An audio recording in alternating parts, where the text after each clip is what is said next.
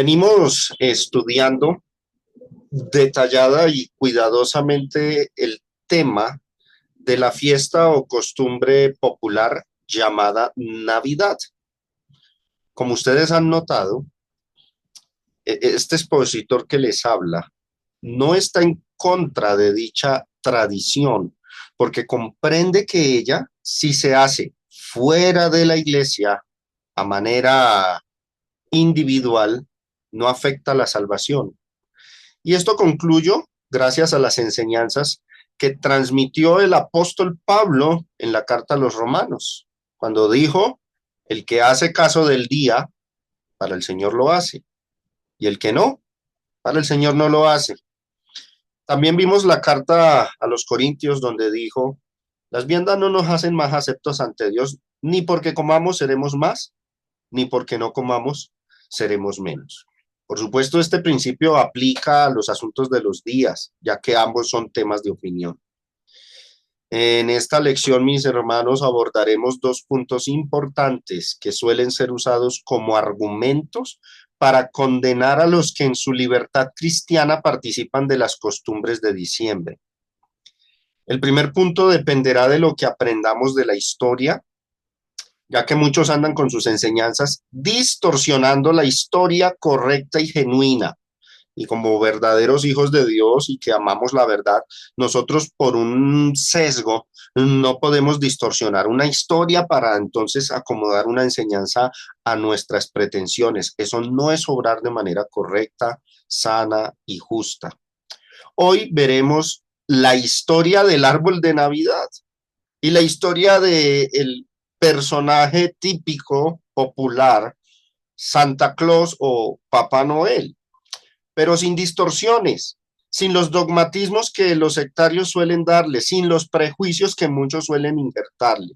Y sumado a esto, mis hermanos y oyentes, vamos a ver los pasajes, los dos pasajes de la Biblia más populares, los que más se usan para condenar a los que en diciembre acostumbran a decorar sus casas con luces o armando un árbol con regalos. Y vamos a mirar esos textos dentro de su contexto, como bien ya es sabido por ustedes y es nuestra costumbre, revisarle a un pasaje su contexto para entenderlo mejor.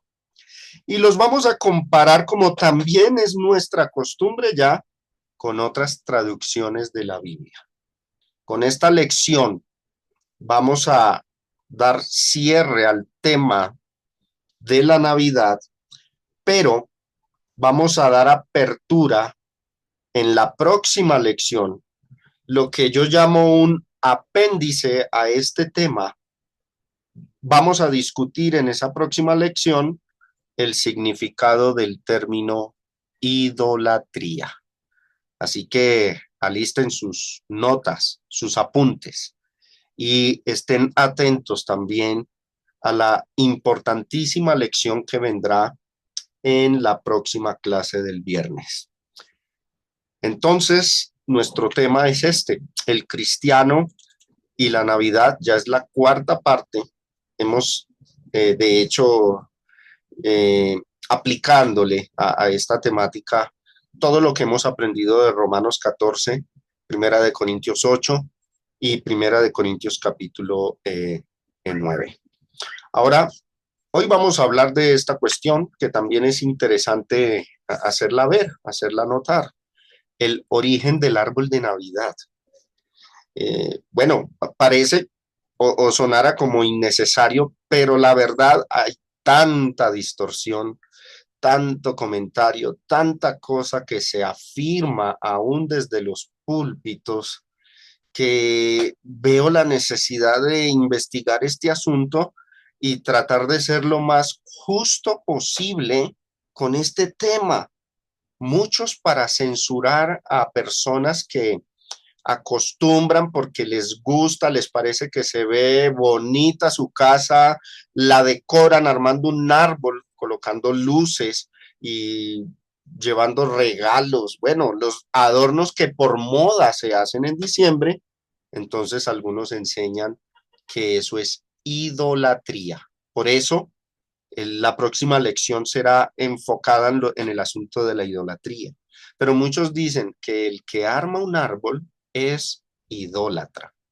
Entonces, vamos a mirar, vamos a escarbar, vamos a profundizar sobre el origen del árbol de la Navidad. Antes de ir a su origen, quiero que ustedes presten atención, mis amados hermanos y oyentes, a un asunto muy interesante, muy importante que se suma a esta cuestión o que se adhiere, que la tengamos en cuenta en nuestro corazón, en nuestra mente, y aquí se va a responder ese cuestionamiento de muchos, el ¿por qué?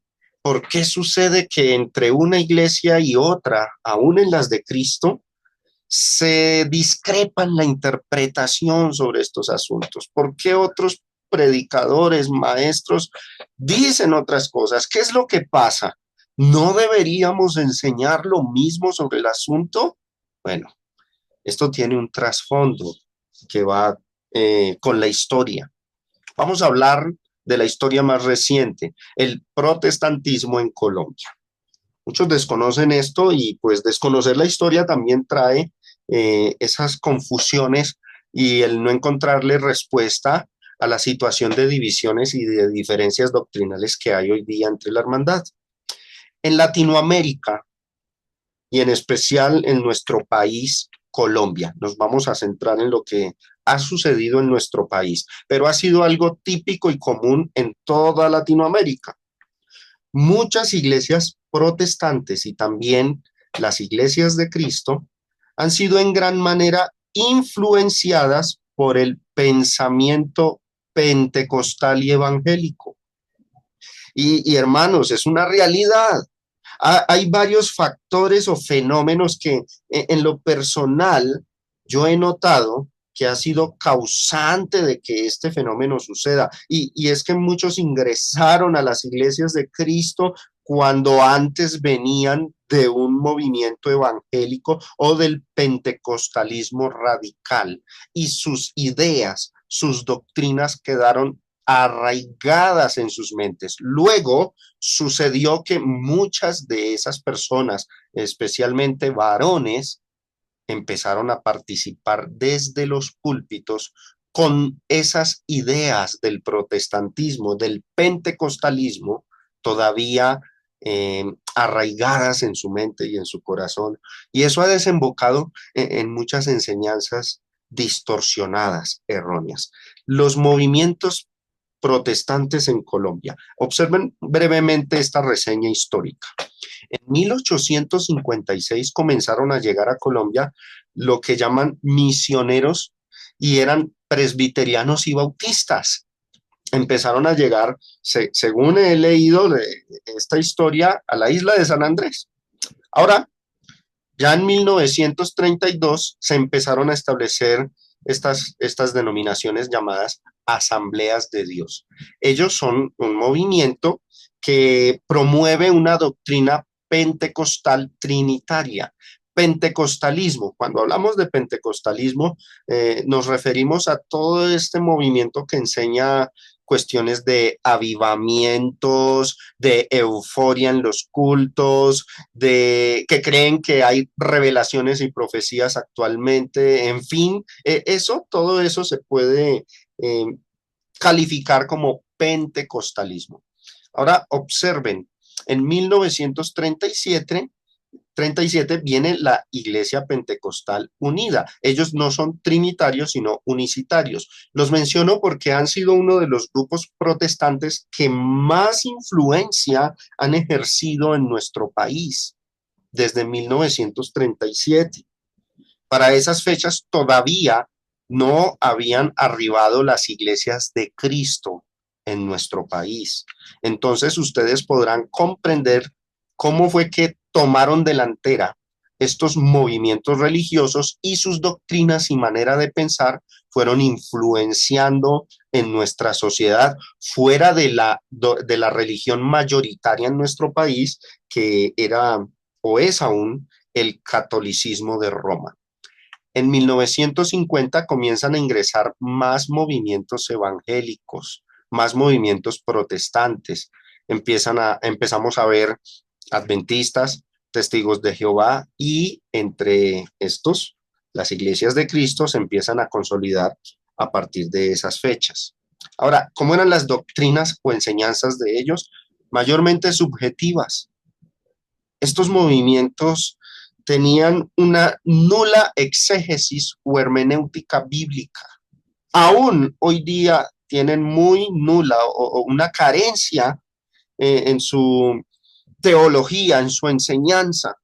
Entonces, la mayoría de las doctrinas de estos grupos son, digamos, credos ya declarados según la denominación, y los que enseñan tienen que amoldarse a esos credos o dogmas y dan mayormente sus enseñanzas de manera subjetiva, emergen de sus pensamientos y no tanto de las escrituras.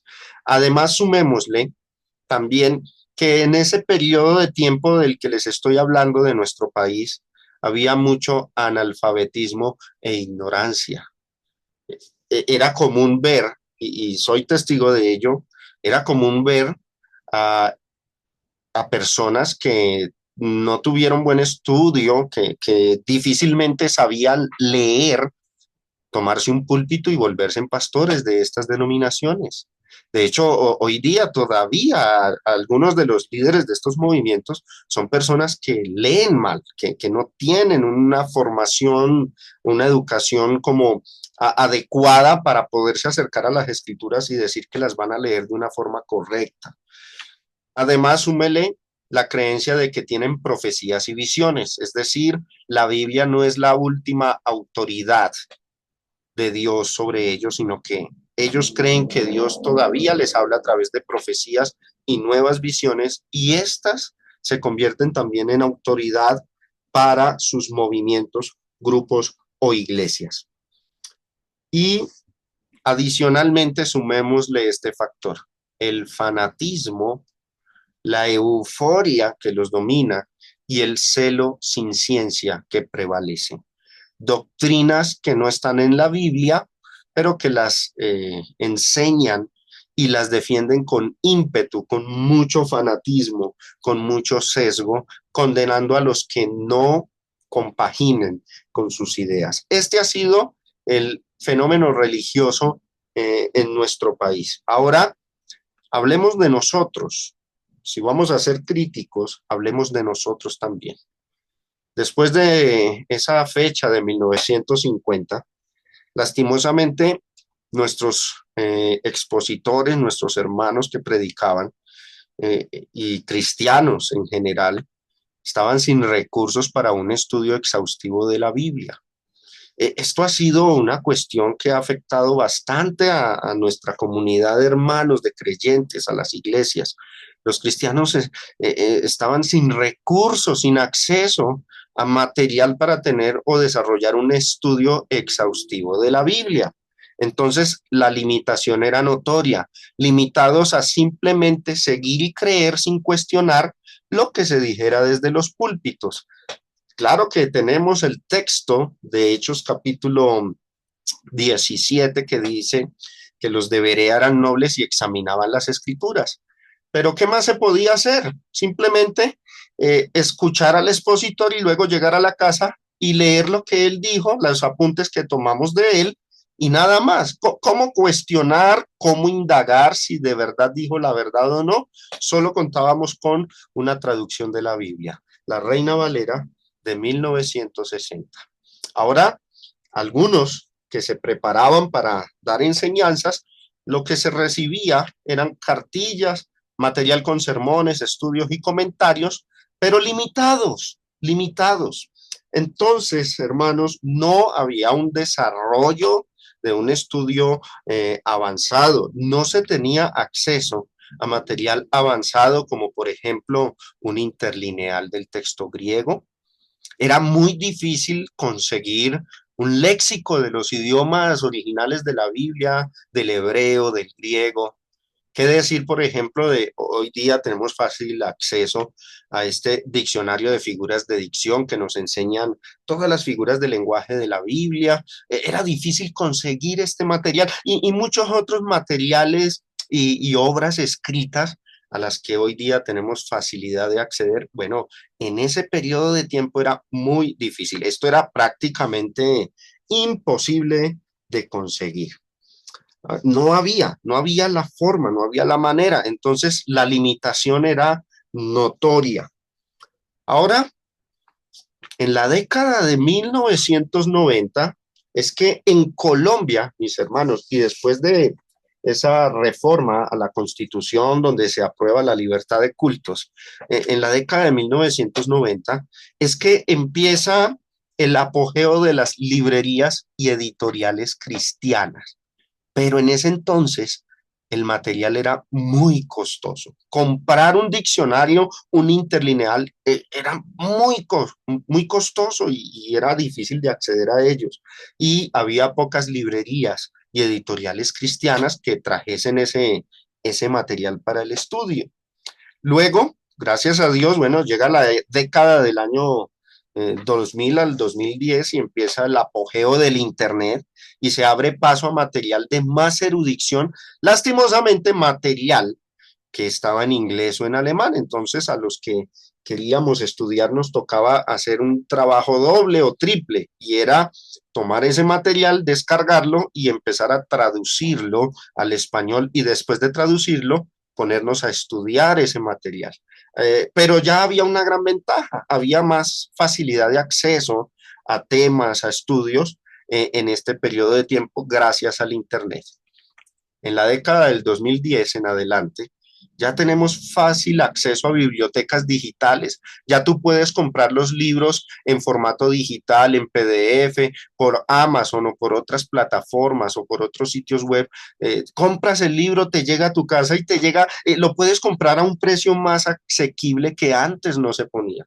En las librerías actuales el material físico ya es más económico. Entonces, esto ha sido una gran ventaja, pero no la tuvieron nuestros hermanos de antaño, nuestros hermanos expositores de antaño difícilmente accedieron a esto. Aquí es donde yo digo a veces cuando hay hermanos que a veces lo admiran a uno cuando uno expone y dicen, hermano, tú sabes mucho, gloria a Dios por tu conocimiento. Y yo digo, no es que yo tenga mejor talento, mayor capacidad, no.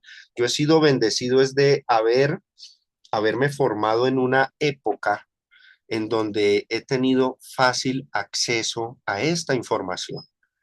Nuestros hermanos antes era difícil que pudieran acceder a esto. Hoy tenemos una ventaja y sin embargo sí noto algo que es lamentable y es que los expositores hoy día y muchos cristianos no aprovechan esta bendición, no investigan, no estudian, no consiguen este material, incluso he visto algunos que lo compran pero no lo leen.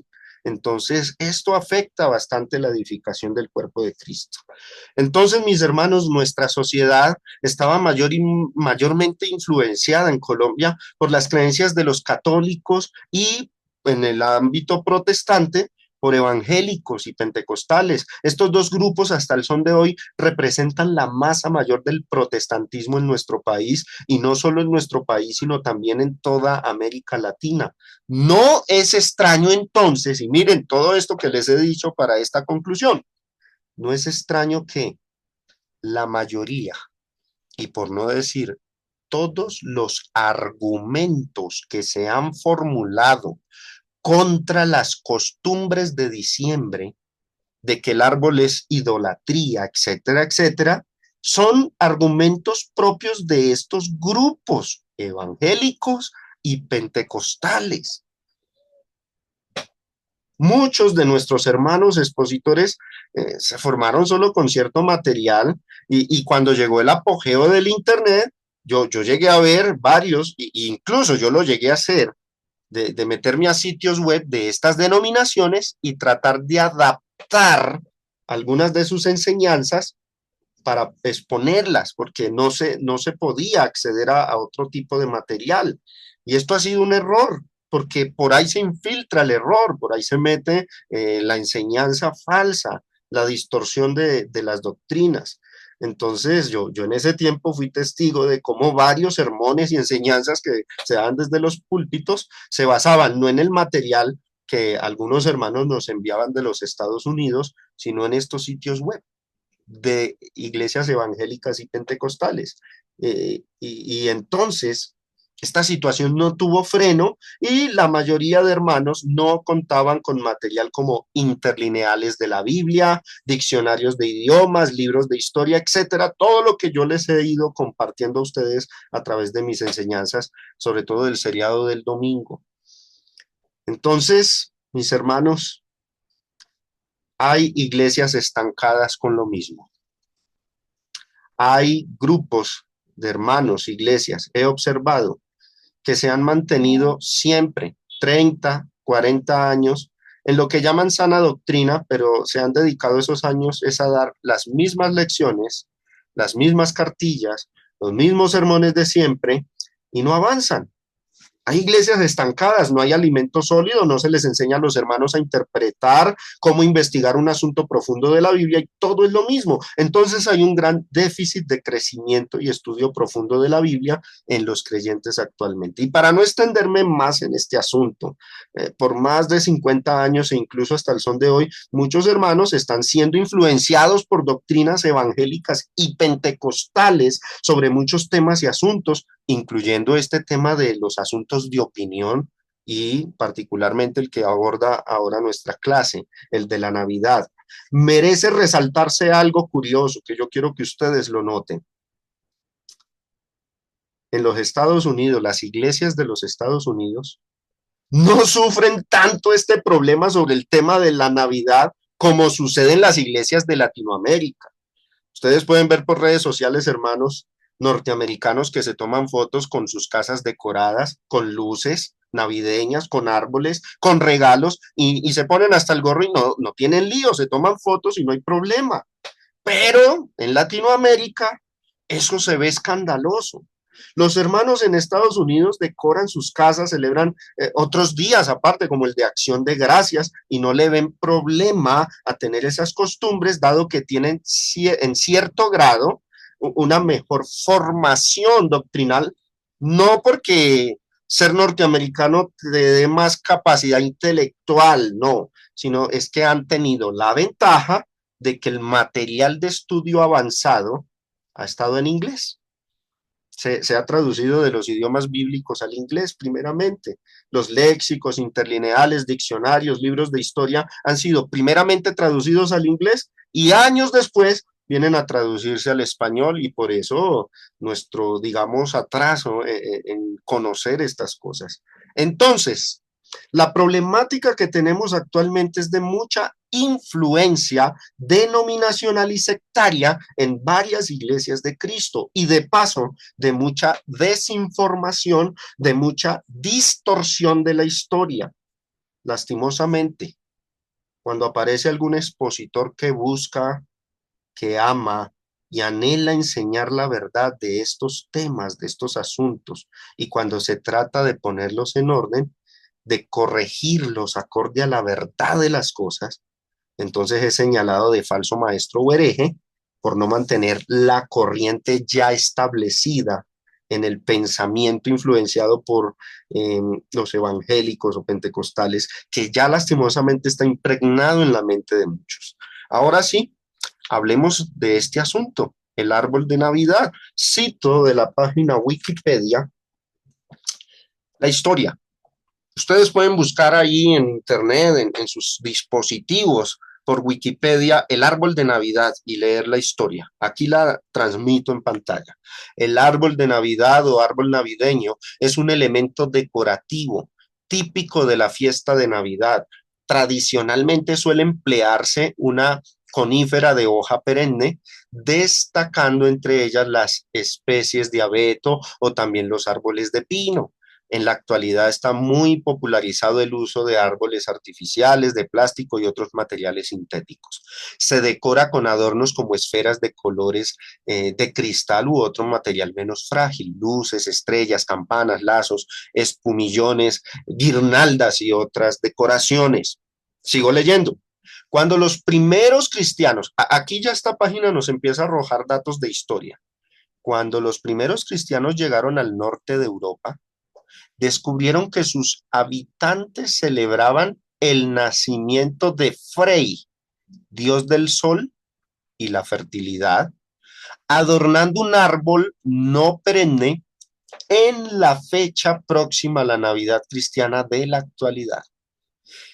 Este árbol simbolizaba al árbol del universo llamado Yggdrasil, en cuya copa se hallaba Asgard, la morada de los dioses. Esto es mitología nórdica, mis hermanos. Y el Valhalla, el palacio de Odín. Y en las raíces más profundas estaban el Eim, el reino de los muertos. Posteriormente, ya después de toda esta cuestión de ellos, posteriormente con la evangelización de esos pueblos, cuando el evangelio comenzó a llegar a esos pueblos, miren lo que dice, los conversos tomaron la idea del árbol para celebrar más bien que el nacimiento de Cristo, pero cambiándole totalmente el significado a ese paganismo que impregnaba el norte de Europa. Interesante esta historia y estamos hablando de varios siglos atrás, hermanos. Y aquí, para cuestión de muchos que les gusta echarle toda la culpa a la Iglesia Católica Romana, aquí todavía no se había desarrollado la Iglesia Católica Romana tal y como la conocemos actualmente. Estamos hablando de épocas, de años del siglo IV, V, VI. Y estamos hablando de cristianos que evangelizaron esas zonas y empezaron a impregnar más bien la mentalidad cristiana y estas costumbres que hicieron, pues cambiarlas, quitarles ese tinte pagano y más bien ponerle un tinte cristiano. Ahora, estas cuestiones eran fuera de la iglesia, obviamente no dentro de la iglesia, pero esa temática ya la hemos visto bastante, ¿no? Se dice que San Bonifacio, 680 al 754, evangelizador de Alemania, tomó un hacha y cortó un árbol que representaba al Yggdrasil, o sea, ese árbol de los nórdicos, ¿no? Aunque también pudo ser un árbol consagrado a Thor. ¿Qué hizo este cristiano Bonifacio? Bueno, en el catolicismo le ponen el san. Bonifacio, ¿qué hizo?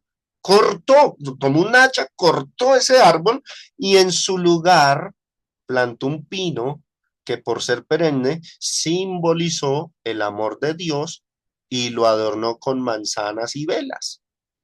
Conforme pasaba el tiempo, las manzanas y las velas se transformaron en esferas, luces y otros adornos. Después se agregó la tradición de poner regalos para los niños bajo el árbol, enviados por San Nicolás, de él vamos a hablar ahorita, o también conocido como Santa Claus y Papá Noel, o los Reyes Magos, dependiendo de las costumbres de la zona donde se encuentre. Interesante esta historia sobre el árbol. Hagamos una pausa aquí y yo quiero que ustedes escuchen las afirmaciones de algunos expositores fanáticos, tanto de dentro como de fuera de las iglesias y pertenecientes mayormente a denominaciones como la Iglesia Pentecostal y también como movimientos evangélicos. Dicen, el árbol es idolatría, el árbol es un demonio, no adore al demonio. Cuando usted tiene un árbol, adora al demonio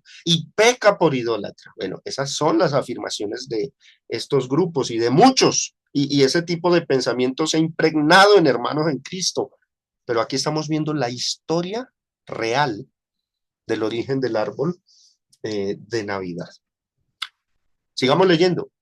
Es posible que el primer árbol navideño, como se conoce en la actualidad, surgiera en Alemania, donde se implantó por primera vez en 1605 para ambientar el frío de la Navidad, comenzando así su difusión. A Finlandia llegó en 1800, mientras que a Inglaterra lo hizo en 1829. Y en el castillo de Windsor se vio por primera vez en 1841 de la mano del príncipe Alberto, esposo de la reina Victoria. La costumbre de adornar un árbol en los hogares españoles fue traída en el año 1870 por una princesa de origen ruso llamada Sofía Troubetskoy.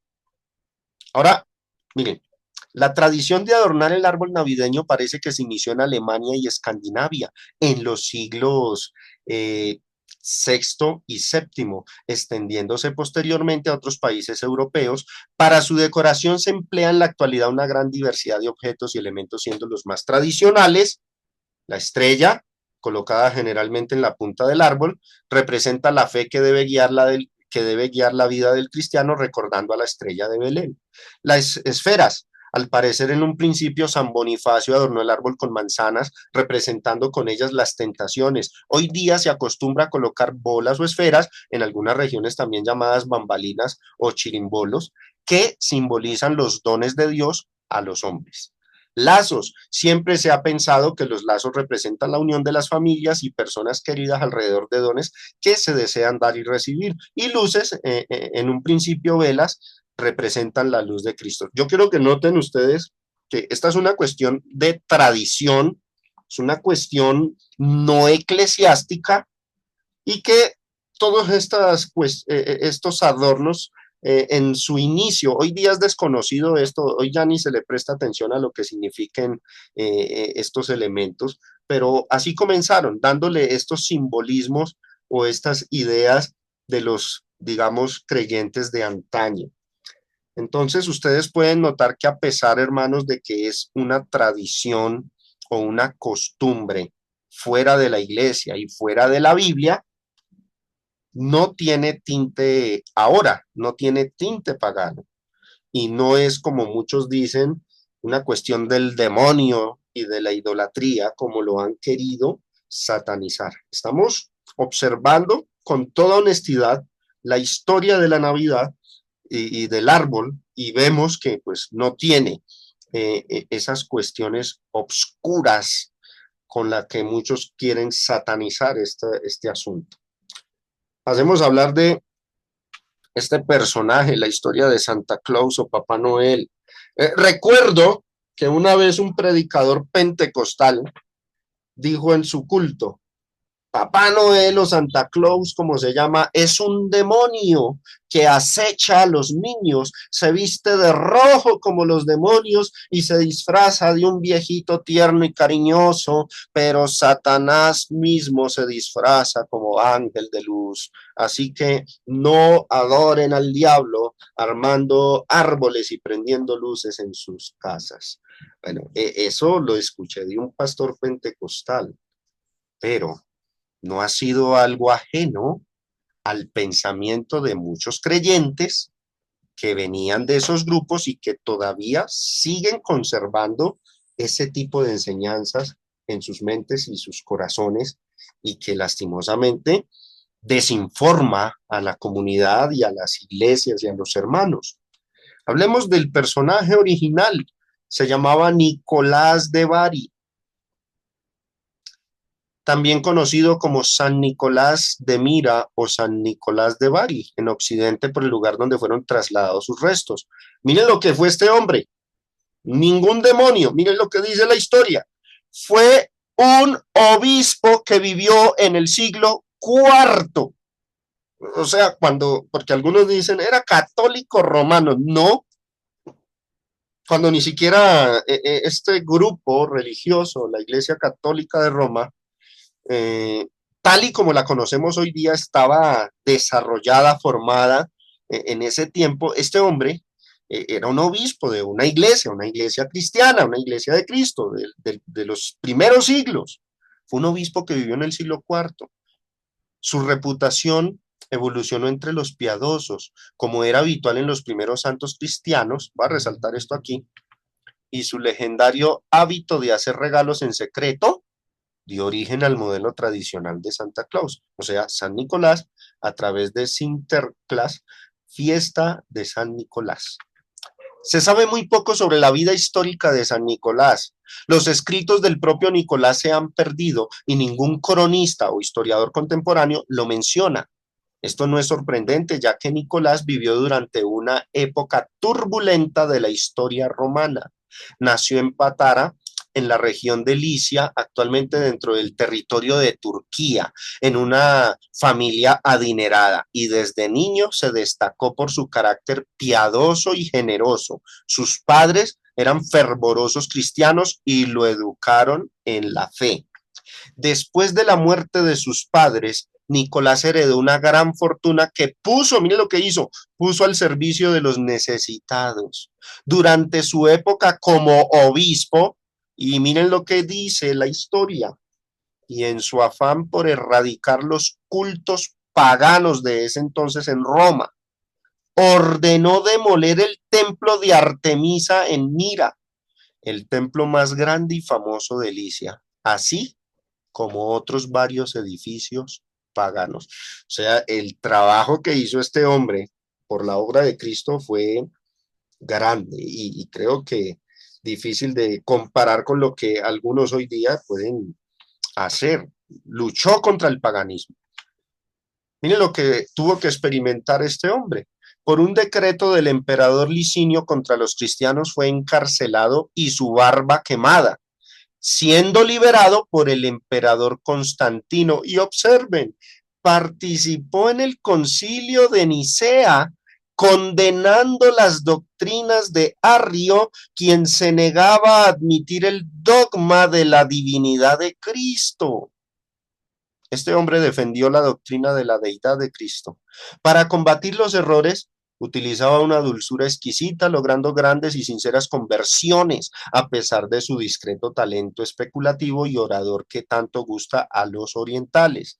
Nicolás de Bari se convirtió en la base de la figura de Papá Noel, Santa Claus o San Nicolás, personaje legendario que, según la cultura occidental, trae regalos a los niños por Navidad la noche del 24 al 25 de diciembre. Bueno, yo diría que lo único errado o mal hecho es que un padre le diga a su hijo con mentiras que este personaje llega de noche a darle regalos, en vez de decirle que se los da el mismo padre. Yo creo que es la única falla que está, digamos, adherida a este personaje. Y no es culpa del personaje, ¿no? Es culpa de del pueblo, de la gente que adoptó esa tradición. Porque así como vemos esta hoja de vida de este hombre, no creo que hubiese estado de acuerdo con que se mintiera a los niños diciéndole que él de ahí en adelante iba a llevarle regalos por las noches de los 24 a los niños, ¿no? Creo que eso ha sido una cuestión, una tradición que ha envuelto el pecado de la mentira. No se debiera practicar, a los niños no se les debe decir mentiras. Hay otros que dicen que se los lleva el niño Dios, otros que son los reyes magos. Eso no se debe hacer, creo que sería la única cuestión que dentro de la tradición sí estaría mal. El practicar la mentira es, por supuesto, pecado. Pero estamos viendo, hermanos, cómo es la historia real, ¿no? Cómo es la historia genuina, correcta de esto, para que la contrastemos con las declaraciones de algunos maestros y expositores que dicen que Papá Noel es un demonio, Papá Noel es el diablo, está disfrazado, es un personaje satánico, hay que evitarlo. Bueno, investiguen mejor la historia de este personaje y notarán que fue un buen cristiano del siglo IV. Vamos con la pregunta y la parte ya bíblica, que es lo que más nos interesa a nosotros. Lo anterior fue una cuestión de historia. ¿Se condena el árbol de Navidad en la Biblia? Pregunta. Algunos ven en la Biblia una restricción y condenación directa del árbol de Navidad. Un examen minucioso de estos dos pasajes que les voy a mostrar, hermanos, nos hará ver que todo ha sido cuestión de mala interpretación, mala lectura de la Biblia. El primer pasaje que vamos a abordar se encuentra en el libro de Jeremías y es el más popular, el más famoso y, atención, Los que ven redes sociales, espérense ahorita en diciembre porque va a ser el texto que va a reinar en las redes sociales por parte de los dogmáticos. Ustedes van a ver que van a pegar este texto por redes sociales y van a ponerle de fondo una imagen del árbol de Navidad y van a dejar la impresión de que la Biblia habla del árbol de Navidad y lo condena. Jeremías capítulo 10 del 1 al 5. Lo leo de la Reina Valera de 1960. Dijo el profeta: oíd la palabra que Jehová ha hablado sobre vosotros, oh casa de Israel. Así dijo Jehová: no aprendáis el camino de las naciones, ni de las señales del cielo tengáis temor, aunque las naciones las teman. ¿Por qué? Verso 3. Y aquí vienen los dos versículos clave. Porque las costumbres de los pueblos son vanidad, porque leño del bosque cortaron, obra de manos de artífice con buril, con plata y con oro lo adornan, con clavos y martillo lo afirman para que no se mueva. Los dogmatizados, los prejuiciados, cuando leen el verso 3 y 4, de la mente no se les sale otra cosa sino ver el árbol de Navidad en esas líneas. Leño del bosque cortaron. ¿Cuál? El árbol de Navidad, hermano. Obra de manos de artífice con buril. Los que lo fabricaron. Con plata y oro lo adornan. Todo lo que le cuelgan a ese árbol. Con clavos y martillo lo afirman para que no se mueva. Dice el verso 5, derechos están como palmera y no hablan, son llevados porque no pueden andar. No tengáis temor de ellos porque ni pueden hacer mal, ni para hacer bien tienen poder. Nosotros que ya hemos estado habituados a estudiar un pasaje dentro de su contexto y hacerle un buen análisis exegético, a simple vista ya vamos viendo que ahí no está hablando de ningún árbol de Navidad, sino que se está condenando la idolatría que Israel en los tiempos de Jeremías estaba copiándole a las naciones vecinas. Como podemos notar, el profeta no habló del árbol de Navidad, sino de la actividad de los paganos y extranjeros de su época, los cuales elaboraban ídolos con material tanto de piedra como de la madera de los árboles. O sea que los árboles que se mencionan aquí no eran árboles de Navidad, sino que era la madera la que se sacaba para luego elaborar un ídolo o una imagen a la que los paganos del entonces adoraban y que Israel se estaba contaminando con esa idolatría. Nos preguntamos entonces, ¿dónde está el árbol de Navidad en el texto? Seamos honestos, sinceros, ¿dónde está? Solo aparece en la imaginación y mala lectura del dogmático. Estamos acostumbrados ya en esta seriado a comparar estos textos en otras traducciones. Bueno, no nos vamos a ir muy lejos, vamos a mirar la Reina Valera revisada, pero no la que usamos popularmente, la del 60, sino la del 2020. Vamos a ver una traducción más actual. Dice: oíd la palabra que el Señor ha hablado sobre vosotros. ¿A quién se dirige? Casa de Israel. Interesante esto porque a veces cuando debatimos con denominacionalistas y a veces debatimos el tema del diezmo y nos citan Malaquías 3, somos bien escrupulosos, somos minuciosos en decir a quién habla Malaquías 3 y les hacemos leer el verso 6 que dice: hijos de Jacob, casa de Israel. Bueno, apliquemos esos mismos principios a este texto. Se dirigía a la casa de Israel. ¿Por qué? Dice: así ha dicho el Señor, no aprendáis el camino de las naciones. ¿Qué estaba sucediendo con Israel en los tiempos de Jeremías? Estaban volviéndose idólatras, estaban adorando a Dios, pero también estaban adorando ídolos. De hecho, los libros de Crónicas y Reyes nos muestran que hacían lugares altos en las colinas y allá iban y colocaban sus ídolos y los adoraban. Les dice el profeta aquí, exhortando a los israelitas de ese entonces: no tengan temor de las señales del cielo que decían que hacían esos ídolos, aunque las naciones las teman. Y vienen los versículos clave: porque las costumbres de los pueblos son vanidad. ¿Qué hacen? ¿Qué hacen estos pueblos? ¿Qué hacían en ese entonces? Mire lo que describe Jeremías: cortan un leño del bosque y luego lo labra el artífice con su cincel. Yo quiero que comparen el verso 3 de la Valera del 1960, porque es que esa español del verso 3 de la Reina Valera del 60, cuando dice obra de manos de artífice con buril, a veces se presta para malos entendidos. De hecho, yo escucho a algunos decir que esa frase, obra de manos de artífice y de buril, se refería a los que fabricaban los árboles de Navidad. Para nada. Estamos leyendo en esta, miremos la Reina Valera del 2020, porque las costumbres de los pueblos son vanidad. Cortan, ¿qué hacían ellas? Cortan un leño del bosque y luego ese leño, esa madera, la labra el que terminaba siendo con su cincel un ídolo.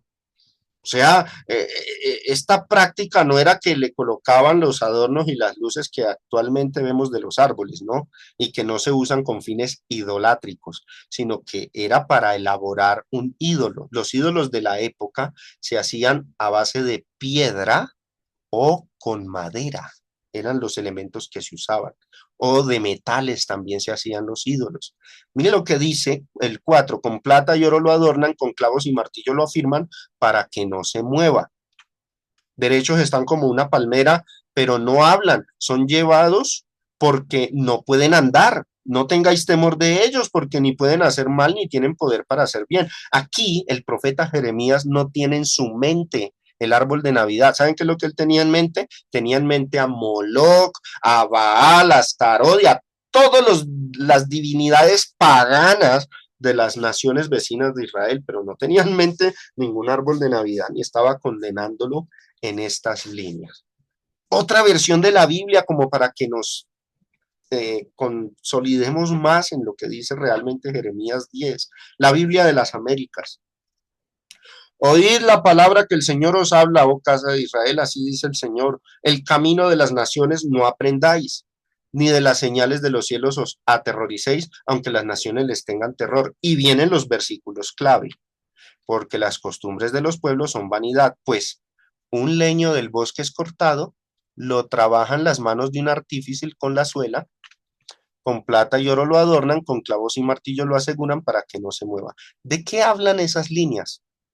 ¿Del árbol de Navidad o probablemente de Moloch o de Baal o de algún dios pagano que adoraban las naciones vecinas a Israel y que cómo los construían? Bueno, de la madera, cortaban un árbol, lo cortaban y empezaba el artífice a darle forma, la forma que representará ese ídolo. Como los espantapájaros de un pepinar. Mira, aquí es más clara esta versión. Sus ídolos, no dice sus árboles, sus ídolos no hablan, tienen que ser transportados porque no andan. No les tengáis miedo, porque no pueden hacer ningún mal, ni tampoco hacer bien alguno. Para mayor seguridad, otra traducción de la Biblia, palabra de Dios para todos. Esta es una versión mucho más dinámica. Miren lo que dice: pueblo de Israel, escucha el mensaje del Señor. Esto dice el Señor: no aprendan a vivir como vive la gente de otras naciones, ni les tengan miedo a las señales del cielo como le sucede a esas naciones. Los versos clave: las costumbres de esos pueblos no valen nada. Cortan un tronco del bosque y un artesano lo labra con su cincel. ¿Para qué? ¿Para hacer el árbol de Navidad o para hacer un ídolo? Sigamos leyendo. Lo adornan luego con oro y plata, lo aseguran con clavo y martillo para que no se caiga. Y dice: los ídolos parecen espantapájaros en un cultivo de pepinos. No pueden hablar y tienen que cargarlos porque no pueden caminar. Así que no les tengan miedo a esos ídolos, pues no les pueden hacer ningún mal y mucho menos les podrán hacer algún bien. ¿Qué ha pasado entonces con el árbol de Navidad? Nos preguntamos.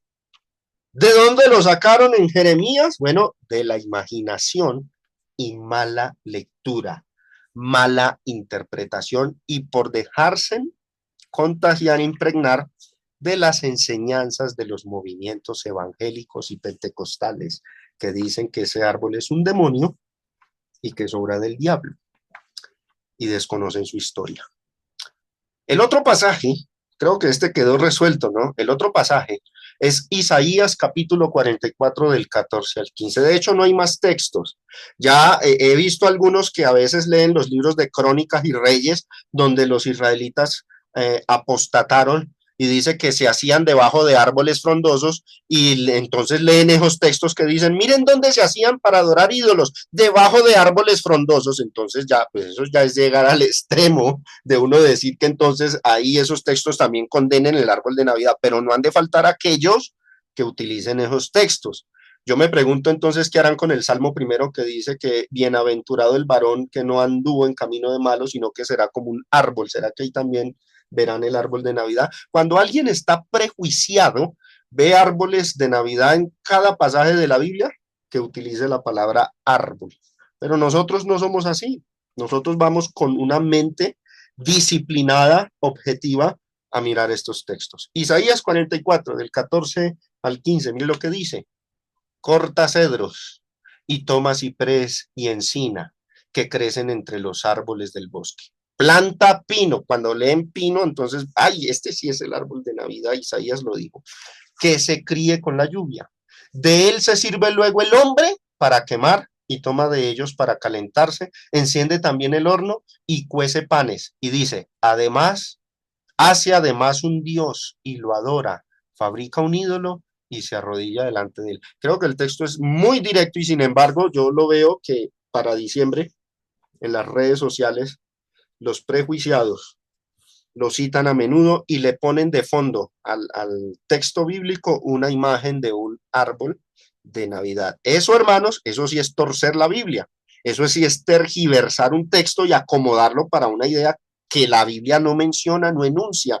Y lastimosamente, muchos por ahí también los veo cristianos dándole compartir y propagan la misma idea. Eso no lo podemos hacer. Seamos honestos con el texto. Vamos a mirar entonces el contexto. Estábamos en los versículos del 14 al 15, pero nosotros vamos a leer, porque como nos gusta bastante leer bien un contexto, vamos a leer desde el 9 hasta el verso 18. Y miren de lo que hablaba Isaías. Los formadores de imágenes de talla, o sea, los que fabricaban los ídolos, todos ellos son vanidad y lo más precioso de ellos para nada es útil. Y ellos mismos son testigos para su confusión de que los ídolos no ven ni entienden. ¿A quiénes está dirigiendo el profeta? ¿A qué asunto? A aquellos que en Israel estaban apostatando y se estaban ya dedicando a un oficio. ¿Cuál? El formar o construir imágenes de... Ustedes saben, hermanos, que la idolatría trae negocios, ¿no? ¿Se acuerdan en ese episodio del libro de los Hechos? Cuando llega a Éfeso Pablo, muchos dijeron, se nos va a acabar el negocio de las figuritas de la diosa Diana y Artemisa, porque es que vino a predicar a Jesucristo y entonces la gente se alborotó, sobre todo los que tallaban y formaban estos ídolos, se enojaron, ¿no? Bueno, aquí el mensaje va contra los formadores de imágenes de talla y les dice a ellos, ¿quién formó un dios o quién fundió una imagen que para nada es de provecho? Miremos bien esas palabras, formar y fundir. No es arrancar un árbol y empezar a poner lucecitas y toda esa cuestión y que ni siquiera se adora y que no se tiene como un dios. O sea, el pecado de la idolatría no está envuelta en esa costumbre, pero muchos quieren impregnarle la idea de que eso es idolatría.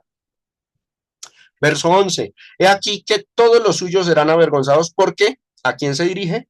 Los artífices mismos son hombres. Todos ellos se juntarán, se presentarán, se asombrarán y serán avergonzados a una. El herrero, noten el material con el que se hacían los ídolos en la época, con hierro. El herrero toma la tenaza, trabaja en las ascuas, le da forma con los martillos y trabaja en ello con la fuerza de su brazo. Luego tiene hambre, le faltan fuerzas, no bebe agua y se desmaya. O sea, todo este desgaste para hacer un ídolo de hierro. Dice, le da forma con los martillos, o sea, no forma de árbol, sino de la forma del ídolo que adoraban en esa época, fuera cual fuere el ídolo al que se refirieran. Ahora, no solamente se hacían de hierro, también se hacían de madera. El verso 13 dice, el carpintero tiende la regla, lo señala con almagre, lo labra con los cepillos, le da figura con el compás, lo hace en forma de varón o a semejanza de hombre hermoso para tenerlo en casa. Aquí ya es muy clara la Biblia, ¿no? Cuando dice, le da figura, le da forma, lo hace en forma de varón o a semejanza de un ser humano hermoso. Ese es el ídolo que está construyendo. ¿Quién lo hace? El carpintero. ¿De dónde tomó el material? Pues de los árboles, pero no armó un árbol de Navidad, sino que esa leña, esa madera le dio forma, le da figura y lo hace en forma de varón. Está construyendo, es un ídolo. Estos textos no hablan de los árboles de Navidad. Sigue leyendo. Aquí vienen los versículos clave, donde la gente ve los árboles de Navidad, ¿no? Corta cedros y toma ciprés y encina, que crecen entre los árboles del bosque, plantan pinos, que se críen con la lluvia. O sea, ya era un negocio bien formado por estos artífices de ídolos, ¿no? De él se sirve luego el hombre para quemar y toma de ellos para calentarse. Enciende también el horno, cuece panes, hace además un dios y lo adora, fabrica un ídolo y se arrodilla delante de él. Parte del leño quema en el fuego, con parte de él come carne, prepara un asado y se sacia, después se calienta y dice, oh, me he calentado, he visto el fuego, y hace del sobrante de esa madera no un árbol de Navidad, sino un dios, un ídolo suyo. Se postra delante de él, lo adora y le ruega diciendo, líbrame porque mi Dios eres tú. No saben ni entienden porque cerrados están sus ojos para no ver y su corazón para no entender. Pregunta, ¿dónde está el árbol de Navidad en Isaías 44? Por ningún lado, pero los que están prejuiciados, los que leen estos textos con los lentes de otros, ven la palabra pino, cedro, madera y ya ven árboles de Navidad. Toda esa enseñanza, toda ese adoctrinamiento, condenando y censurando la tradición, cuando citan estos textos ha sido el producto de una mala lectura y mala interpretación, una interpretación muy deficiente de estos pasajes, sacando los textos fuera de su contexto. Y como es nuestra costumbre y como me gusta a mí, miremos el mismo texto en esta versión de la Biblia, nueva traducción viviente, y con esto cerramos nuestra lección en esta noche.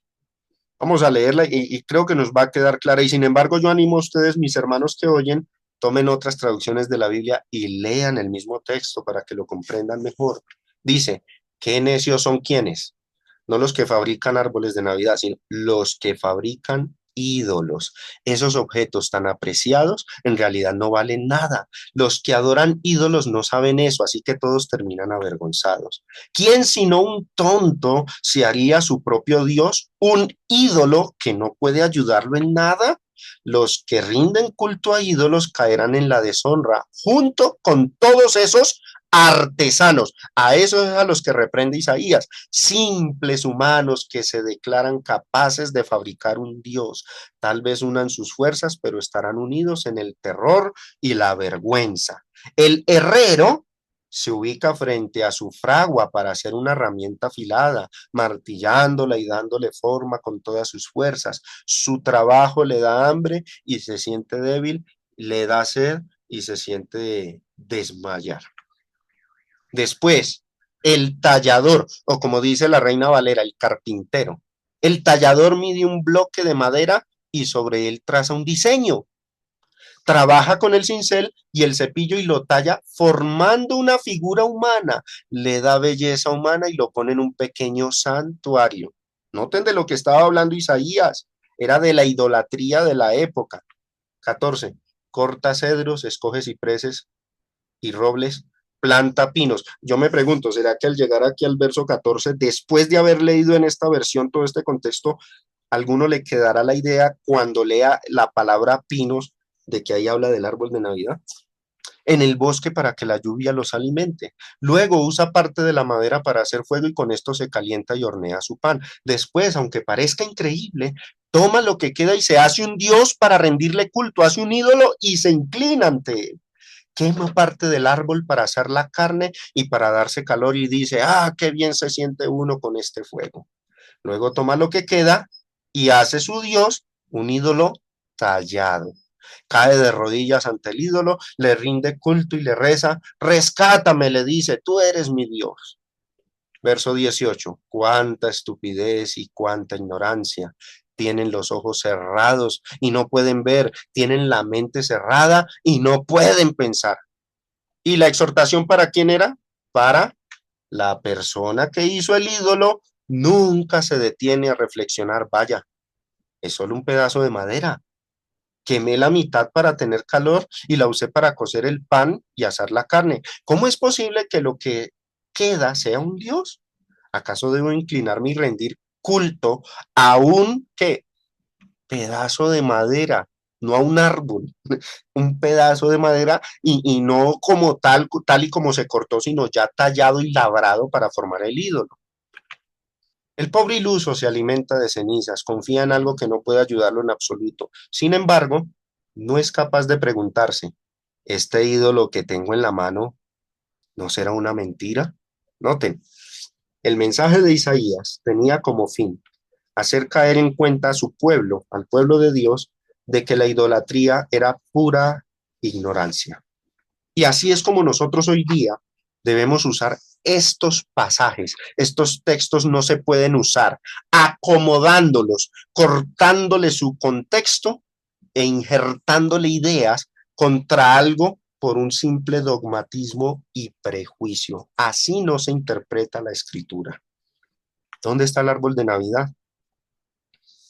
Bueno, no está en el texto bíblico, sino en la imaginación del prejuiciado.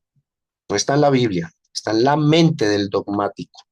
Muchos de los que condenan o los que decoran a los que decoran sus casas en diciembre y que señalan a los que predicamos y decimos que no hay pecado, no hay nada de malo con la costumbre, arguyen que sus iglesias en donde se prohíben las decoraciones de diciembre son iglesias de sana doctrina, dicen.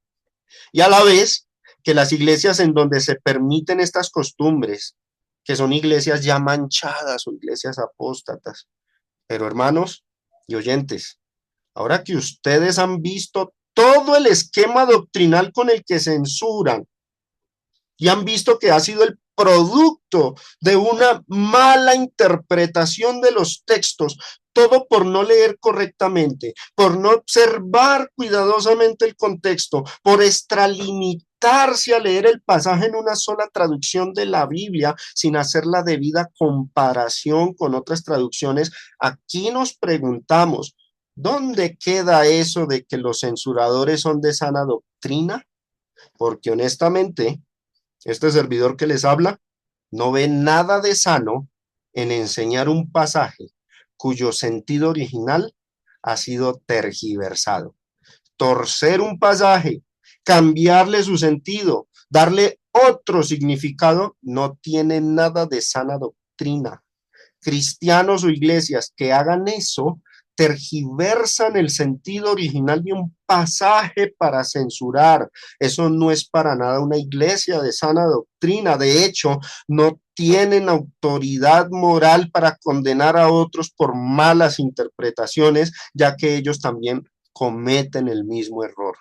Establecer un dogma o mandato partiendo de una mala interpretación es doctrina corrupta.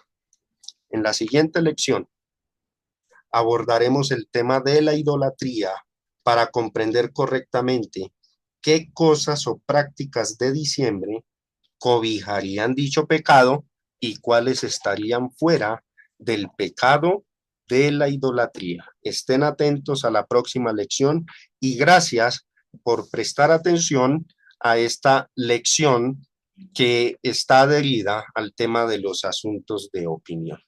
Que el Señor les bendiga y les fortalezca a todos y muchas gracias.